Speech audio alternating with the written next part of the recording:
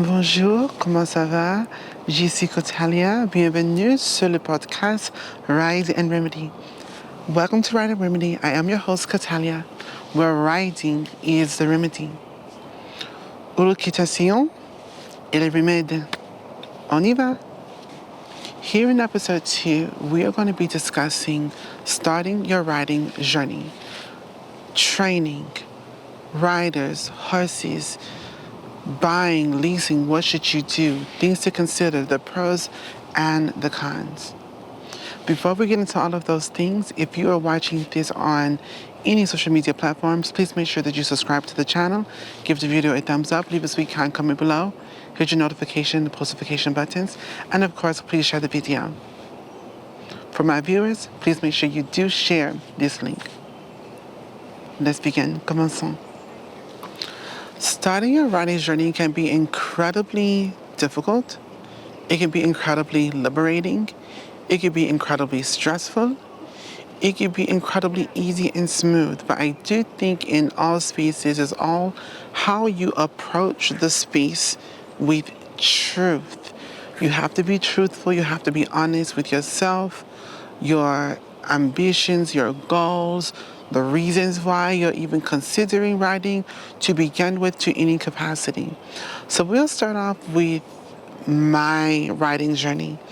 So as I mentioned in episode 1, riding for me really began, the learning of riding really began in the peak, I won't say in the peak, but in the spaces of the pandemic and election things, and the list goes on, and stress became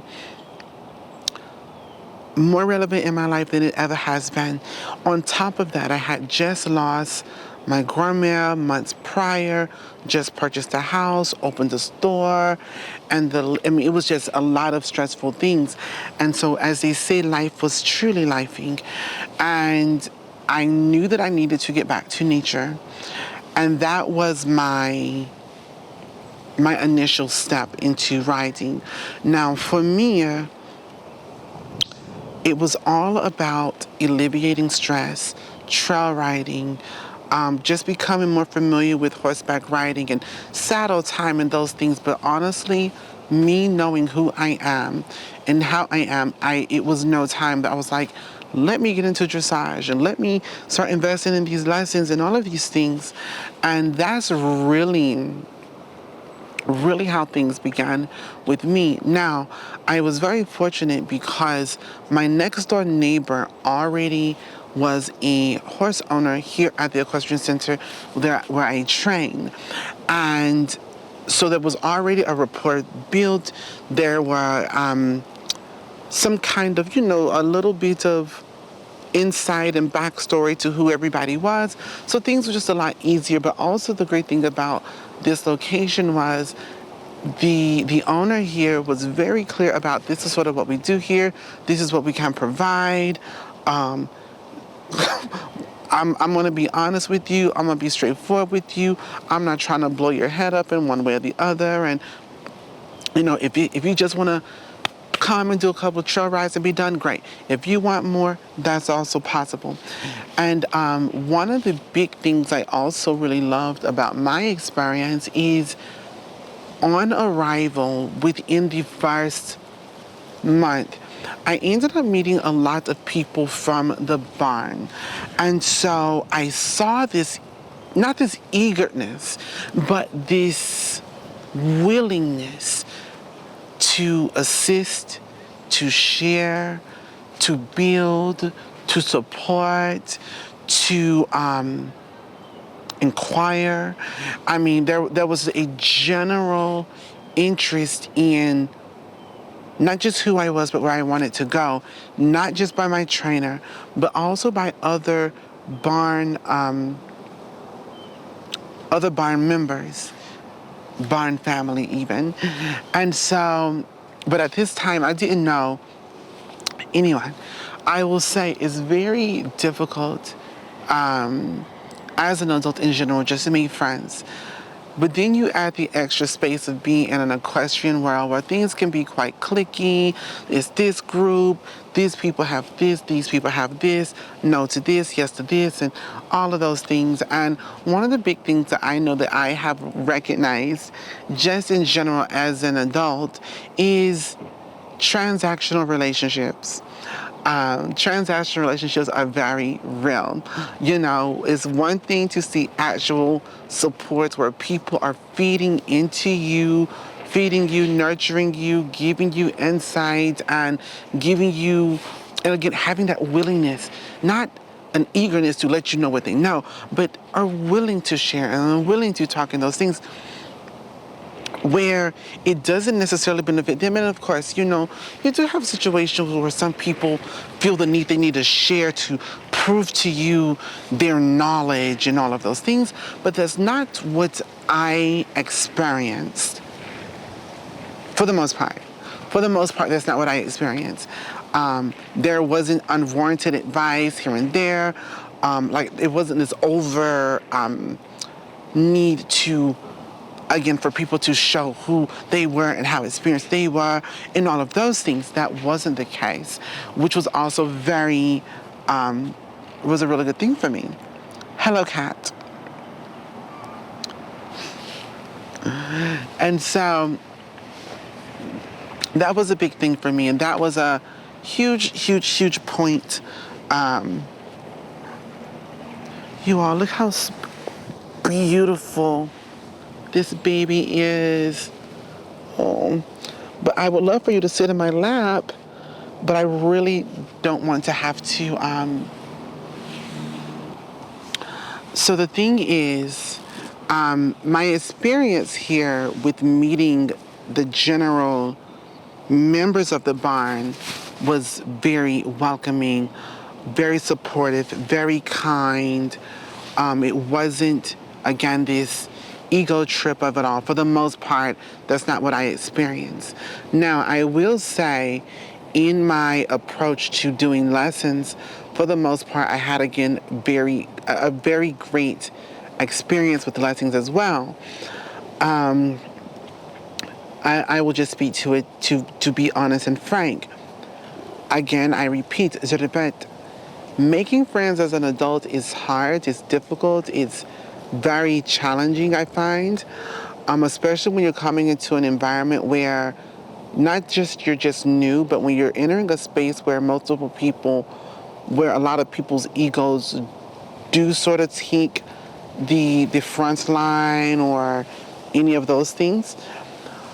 So I absolutely can say I have also recognized and seen this is a group, these people sort of talk to these people, they're sort of close, they support each other. I've also seen it where, you know, and at this point I've gone to not barn hopped or barn bounced, but just going out to different shows and those kinds of things. You see true support versus the transactional support that I mentioned. I've also have witnessed and actually experienced myself where, depending on where the transactions are, there's the support, there's communication, there's that desire to speak and communicate. But the moment that transactional relationship has dissolved, everything dissolves. And I will say that comes, I think I'm more sensitive and observant to that just due to owning my own gyms and boutiques and these things in my past where people have wanted to be present for me when it benefited them. And I also have seen it in these spaces as well. Again, my personal experience though, for the most part, like 99% of my writing experience and things truly has been paradise, to be honest. So I just want to briefly take a moment and give a shout out to RIDExREMEDY, our sponsors, the only dual purpose, all natural insect and parasite repellent on the market for the rider and the equine. You can find RIDExREMEDY at RIDExREMEDY.com. Now let's discuss key points to starting your riding journey. Things to consider. So one of the first things is location. And the reason why I bring up location is because location to me has a huge importance to not just the barn or the facility or the equestrian center, but also distance. Truly be honest with yourself with how are you stepping into the equestrian world? Are you just trying to be a trail rider? Are you wanting to do dressage? Are you wanting to do higher level things? Because one part requires a lot of intentional, deliberate commitment. The other requires commitment and let me just say like this. When it comes to trail riding, you have to be committed to it because you don't know what you're going to experience, but you also know the importance of it, the value of trail riding. For me, for example, I took off December and January because we were waiting on Carbo to arrive, and now that that has been done, he is here. We have now made our new schedules, and a part of that schedule is trail riding, and a part of that is the stress reliever. Like really valuing trail riding is such a stress reliever. It also just helps you build a trust with your equine partner. It is such a valuable time to build relationship with other riders. Again, and it teaches so much of your own personal awareness as a rider and the equine as well, especially depending on their age and the things they need to be desensitized to, and a variety of those things. So trail riding is huge. So we actually implemented a trail riding day specifically for us in this current year, 2025, for every month. So super, super important. So considering location is a very important space. Distance for commitment, etc. And then also location. The people that are there. Is it a family-oriented space? Is it strictly show space? Is it about the pomp and circumstance and the parading around? Is it very cliquey? Is it very this group, that group? Or is it very welcoming? Is it a mix of both? Exactly what is it? Is it a location that specifies in dressage? Is it a dressage barn? Is it a show jumping barn? Is it a hunter's jumpers barn? What kind of barn is it? And also remembering where you stand in how you operate and what you actually are willing and able to receive.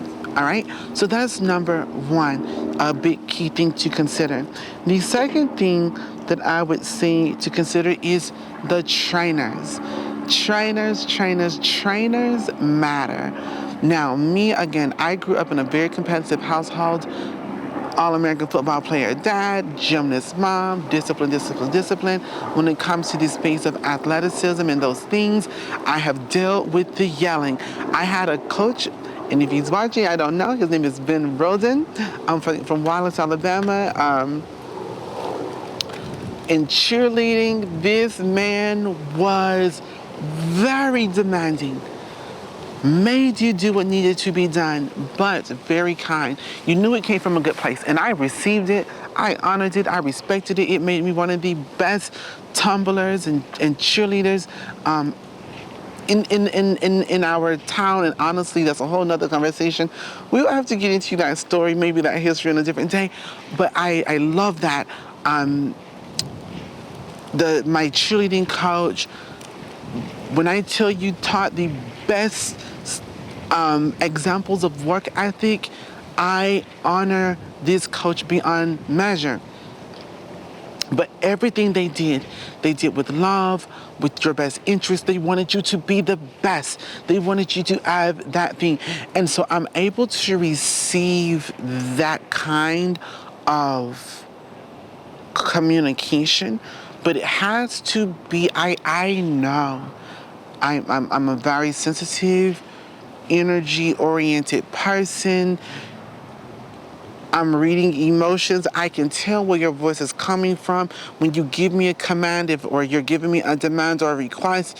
If you're telling me to do something and it's coming from a space of experience, knowledge, love, and for the embedment of who I'm going to be as an equestrian, I know that versus the trainer that is yelling and is coming from a place that, to be honest, they didn't quite get to where they wanted to get to, so they have to see their success through you, or they're not getting the acknowledgement, so they have to get the acknowledgement through you.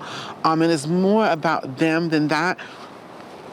Be very clear about your trainers. Give the trainers an opportunity, though, but you again have to be, I think I'm speaking very loud. Sorry. Hello, Carbo. I want to be over there in just a moment. I need to groom Carbo. But you have to be very honest with how you're going to receive the information. But also, if you can receive the information, every trainer isn't for everybody. I'm about to step on some toes, everybody, because this is going to be a big point when it comes to trainers. Please do not get confused with an experienced trainer versus an accomplished trainer. A person can be accomplished, 5-star, Grand Prix, Rolex, Land Rover, all of the things, Hermes, the list goes on and on and on. Let me make this very clear. A person, a trainer that is accomplished does not make a great teacher. I need to repeat that, je répète.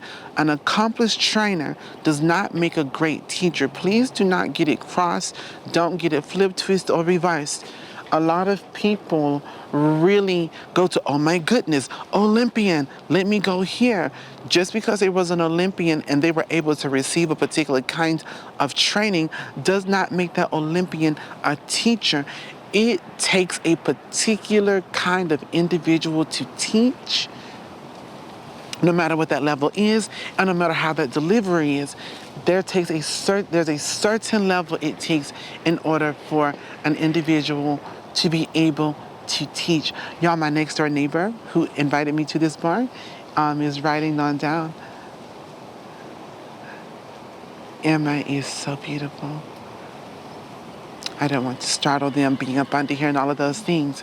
So that's super important. That's very, very, very, very important to know.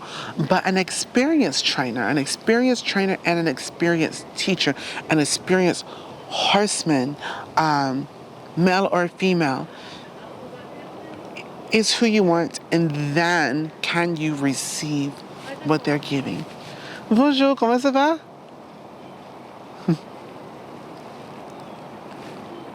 I love it. And I tell you too, and one of the other big teaching moments you're going to find is observation.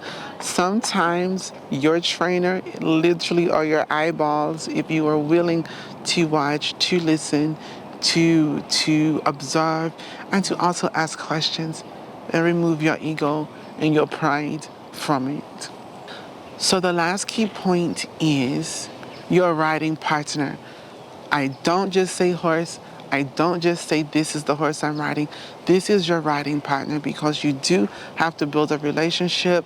Now, if you are blessed like I am to be at an equestrian center where you have multiple lesson horses that allows you to excel in multiple levels quickly or slowly or in between, wonderful, great. But understand, and that's also something that's too, like a lesson barn. If you're at a lesson barn, like that's another thing too. But knowing your riding partner, your lesson horse, who they are, how old they are, the experience they have. Also, again, understanding that a lesson horse comes with its pros and cons, because there's bad habits to break from other riders, there's improvements, and there's setbacks, and there's lameness, and there's all kinds of things that can happen. And most importantly, this is not your horse, so there's limitations there. and see if you're okay with being on a lesson horse. I know for me, my next door neighbor told me from the jump, she said, take on every lesson horse you can. Do not hesitate. Ride as long as possible before you decide to get a horse. So for example, Carbo, this is literally about a 2.5 year, maybe 3 year process. I didn't just go, boom, let me get a horse.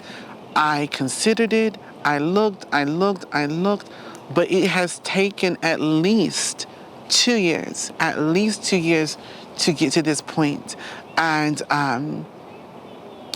many more years that'll go beyond this, right? So considering that space of lesson horse, I would suggest lesson horses as long as possible, as long as you can. And even now with Carbo, I'm going to go back to lesson horses because there's things for me to learn there, okay? I have so much learning to do, and the learning doesn't stop. It doesn't stop. So there's that. And from there, you then consider leasing a horse. Now, leasing horses has their benefits too. That experience is there.